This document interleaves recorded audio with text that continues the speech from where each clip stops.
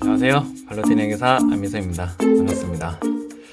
너무 오랜만에 찾아왔습니다. 너무 오랜만에 찾아와서 우선 먼저 죄송하다는 말 드리겠습니다. 죄송합니다. 제가 시즌을 보내고 유튜브 채널로 돌아보니 어느새 구독자가 1000명이 넘었더라고요. 네, 우선 일단 구독해주신 분들 너무 감사드립니다. 감사합니다. 조만간 구독자 1000명 이벤트도 한번 기획해서 영상을 한번 찍어보도록 하겠습니다. 그때 꼭 참여 많이 부탁드리겠습니다. 오늘 영상을 이제 제가 찍어볼 주제는요, 제가 지금까지 이제 시즌을 막 보내느라고, 뭐 이것도 핑계일 수도 있겠지만, 시즌을 보내느라고 영상을 많이 못 찍어가지고 여러분들에게 많이 못 찾아갔었어요. 그래서 너무 죄송하기도 하고, 그래서 이번에 일단 찍어볼 주제는 텍스본부의 시즌입니다. 일단 4대 회계법인을 다니고 있는, 거기서 이제 텍스본부를 다니고 있는 회계사는 시즌이 어떤 시즌을 보내는지 궁금하시지 않나요? 생각보다 텍스 본부에 대한 정보가 많이 없는 것 같아요. 보면 감사 본부 시즌 이야기를 이제 재미나고 알차게 찍어주시는 유튜버 분들은 많으신 것 같은데 텍스 본부의 시즌을 내용을 이제 알려드리는 유튜버가 생각보다 많이 없는 것 같아요.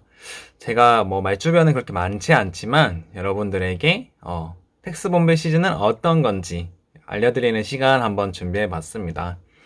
텍스 본부는 시즌이 어떻게 되는지 지금부터 한번 알아보시죠.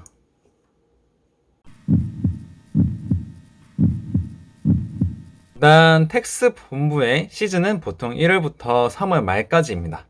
1월부터 3월 말까지인데 1월부터 한 3월 중순까지 어떤 일이 이루어지는지 한번 알려드리도록 하겠습니다. 먼저 일단 12월이 지나면 회사들은 결산이라는 것을 합니다.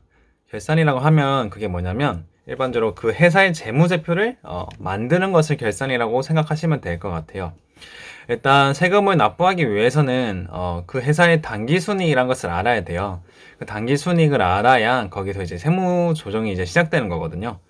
그래서 이제 회사들은 결산을 이제 12월 이후에 시작을 하고 회사들 결산과 동시에 저희는 그 가결산된 재무제표를 바탕으로 세액을 확정하기 위해서 세무조정 필드웍을 띄기 시작합니다. 그쪽 회사들로 저희가 찾아가는 것이죠. 그게 필드웍이라고 합니다. 필드웍은 보통 한 회사당 한 2일에서 5일 정도 이루어져요. 그러면 한 회계사당 필드웍 나가는 클라이언트 개수는 어떻게 되는지 궁금하시지 않나요? 클라이언트 개수가 보통은 이제 10개 내외 정도 됩니다. 일반적으로. 근데 이제 운이 좋지 않다거나 주변 팀원들이 이제 뭐 용역이나 다른 일로 너무 바빠서 투입될 인원이 없다거나 하면 운이 좋지 않을 경우에는 한 15개 내외가 될 때도 있어요. 제가 1년차 때 한 15개 내외를 했던 것 같아요. 15개 내외가 되면 정말 죽습니다. 그래서 일반적으로 일단 10개 내외 정도 되고요. 한 클라이언트당 이제 필드웍을 떼게 되면 보통 인차지, 서브 인차지, 그리고 스텝 이렇게 3명이 나가게 됩니다. 근데 그 회사 이제 사이즈에 따라 가지고 사이즈가 좀 작다면 서브 인차지가 생략돼서 인차지, 스텝 이렇게 2명이 나가는 경우도 있고요. 사이즈가 너무 클 경우에는 1명에서 2명 정도 추가돼 가지고 4명에서 5명이 나갈 때도 있습니다. 일단 필드에서는 일단은 가결산 재무제표를 바탕으로 해서 우선 드래프트 버전의 세무조정을 시작합니다. 일반적으로는 이제 재무제표를 일단 스캐닝을 합니다. 스캐닝을 해서 전기 대비에 단계에 어떤 새로운 계정 과목이 생겼는지를 먼저 파악하게 됩니다. 새로운 계정 과목으로 인해서 어떤 새로운 이슈가 생길 수 있는지 전기 대비해서 단계에 추가로 어떤 이슈가 생기는지 그런 것도 먼저 파악을 하고요.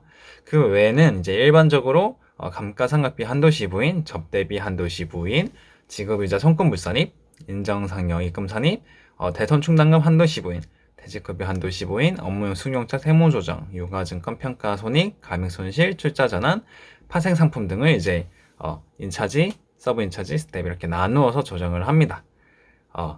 그리고 이제 필드웍이 끝나더라도 이제 가결산 재무제표이기 때문에 가결산 재무제표는 이제 계속 이렇게 돌아가거든요. 여기서 재무제표가 돌아간다고 하는 건 어떤 의미냐면은 숫자가 확정되지 못하고 계속 숫자가 변동이 된다는 걸 의미를 합니다. 숫자가 계속 변동이 되다 보니까 저희는 그 변동되는 숫자에 맞춰서 다시 세무 조정을 해야 되거든요. 물론 완전 백지에서 시작하는 것은 아니고 이미 가결산 재무제표를 바탕으로 얼추 뽑아놓은 세무 조정이 있을 건데, 근데 이제 저희가 시작하는 그 베이스가 돌아가면은 저희 조정도 같이 돌아가야 되는 것이죠. 그래서 그러한 돌아가는 것에 맞춰서 계속 저희도 세무 조정을 돌려줍니다. 그리고 이제 한 2월 중순쯤 되기 시작하면요, 저희가 이제 필드워크에서는 이제 필드를 1월부터 2월 중순, 뭐 길게는 3월 중순까지 계속 뛰게 되다 보니까 일단은 그 필드에서 일단 숫자를 뽑아내는데 급급합니다. 일단 어느 정도 숫자를 뽑아내놔야 나중에 돌리더라도 돌릴 수 있기 때문이죠. 숫자를 뽑아내는데 급급한데, 이제 한 2월 중순쯤 되면은 저희가 조정한 것을 이제 예를 들어서 스텝이나 서브 인차지가 이제 저같이 서브 인차지가 조정한 것을 인차지님께서 이제 한번 검토를 해주시는 거죠. 리뷰를 봐주시는 거죠.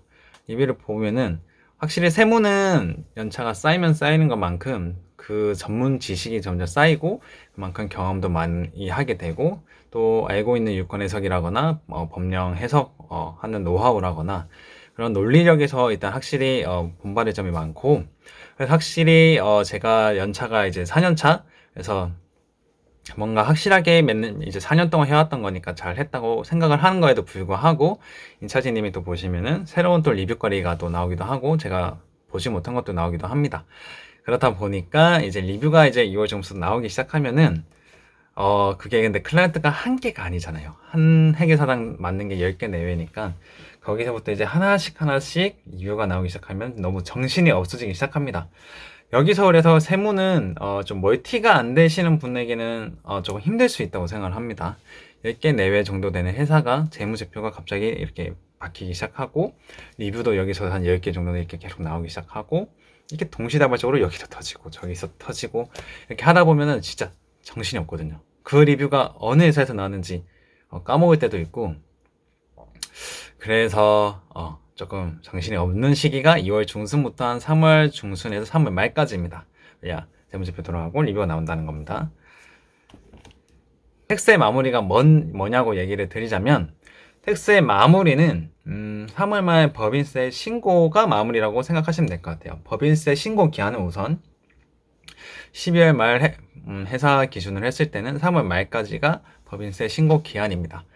3월 말까지 법인세를 신고를 해야 되다 보니까 근데 여러분, 기한이 3월 말이면 여러분은 언제 신고하시겠어요?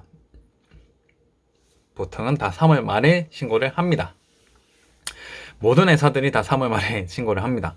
그러니까 이렇게 다 여기저기서 이렇게 3월 말쯤 되면 다 이렇게 담당하는 회계사는 혼자인데 10개 회사가 이렇게 밀어붙인다고 해야 되나? 이렇게 밀어붙이다 보니까 정말 이제 몸이 고되고 할 일이 많고 신경 쓸 게 많고 정신이 피폐해지는 시기가 이제 한 3월 중순부터 3월 말입니다. 그래서 일단은 법인세 신고를 하면 일단 급한 불은 꺼지게 되는데요. 감사본부는 보통 감사 보고서를 이제 공시를 하게 되면 급한 불이 꺼지잖아요. 그럼 세무본부는 어떤 걸 하냐면 세무조정 계산서라는 책자를 찍어냅니다. 세무조정 계산서가 이제 뭐냐고 하냐면 세무조정 계산서는 납부하는 세액이 어떠한 과정을 거쳐가지고 나온 것인지를 보여주는 책자인데요. 그래서 이제 회사 재무제표 당기순이익에서 시작해가지고 각종 세무조정 및 세액 공제를 이제 거쳐가지고 결과적으로 납부하는 세액이 어떻게 나온 것인지 보여주는 게 세무조정 계산서라는 책자입니다.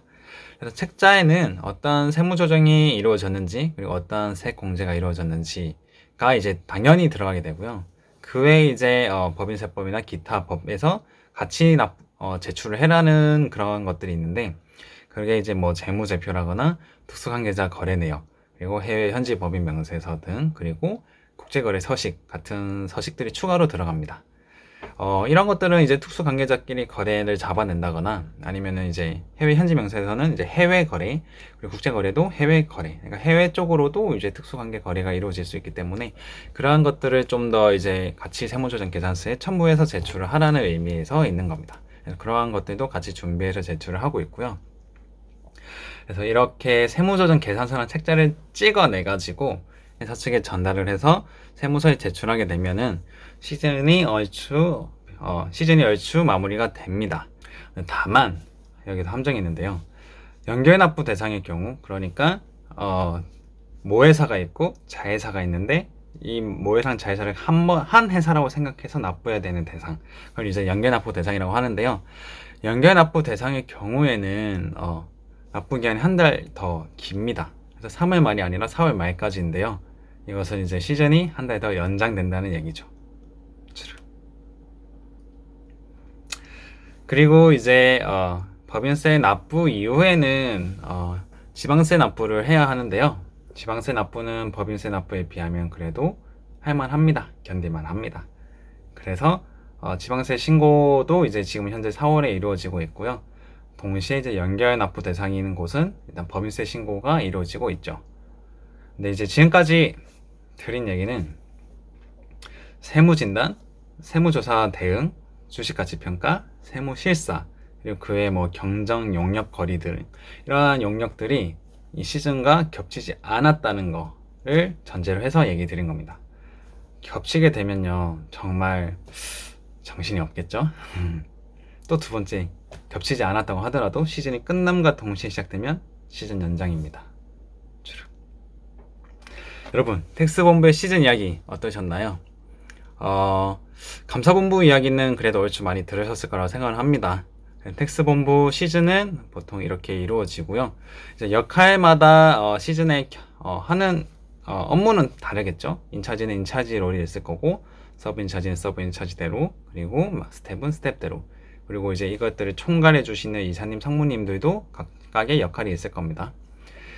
그래도 일반적으로는 이런 루틴이 일단 시즌에 이루어진다고 생각하시면 될 것 같습니다. 여러분, 텍스본부 시즌 이야기 도움이 되셨으면, 재밌었으면, 아니면 궁금증이 해소되셨으면 구독과 좋아요 부탁드리겠습니다. 그러면 시청해 주셔서 감사합니다.